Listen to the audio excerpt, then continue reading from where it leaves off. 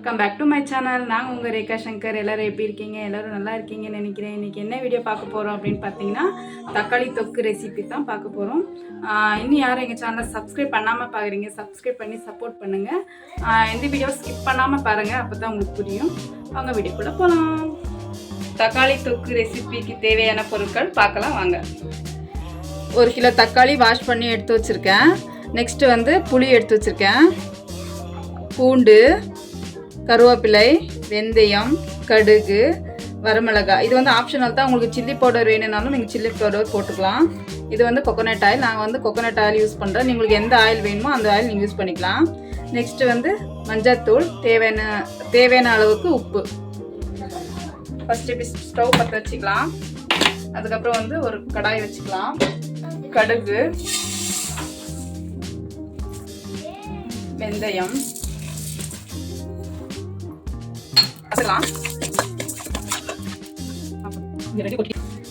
கடுகு வெந்தயம்லாம் நல்லா பவுடர் பண்ணிக்கலாம்.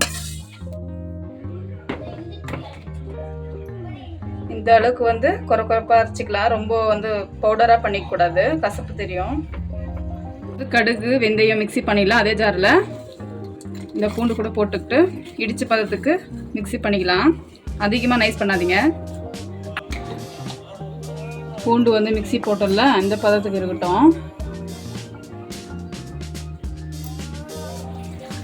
தக்காளி வந்து இந்த அளவுக்கு கட் பண்ணி வச்சுக்கணும்.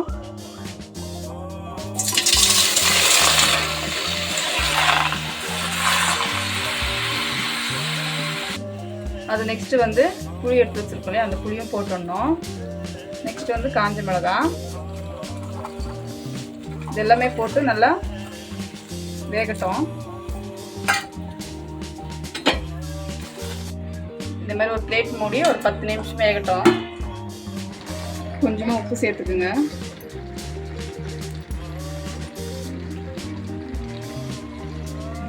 கொஞ்சமாக மஞ்சள் தூள்,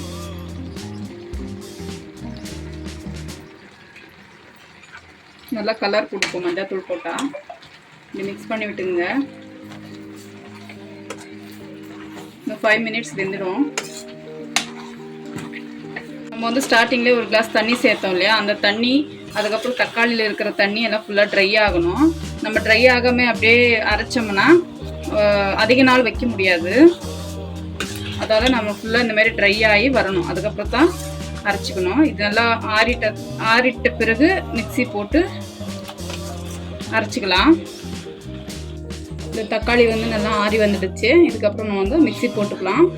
இந்த மாதிரி ஃபைன் பேஸ்ட்டாக அரைச்சி எடுத்துக்கலாம். இதுக்கப்புறம் ஒரு கடாய் வச்சுக்கோங்க, ஹீட் ஆகட்டும். அதுக்கப்புறம் தேங்காய் எண்ணெய், இது வந்து தேங்காய் எண்ணெய் எடுத்துருக்கு, 1/4 லிட்டர் மேலே இருக்குது. கடுகு தாளிக்கிறதுக்கு, கருவேப்பிலை போட்டுக்கலாம்.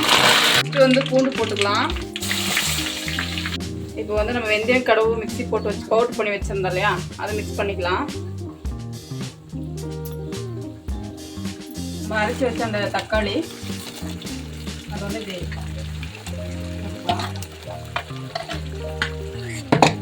அதுக்கப்புறம் அப்படியே கலந்து விட்டுக்கலாம்.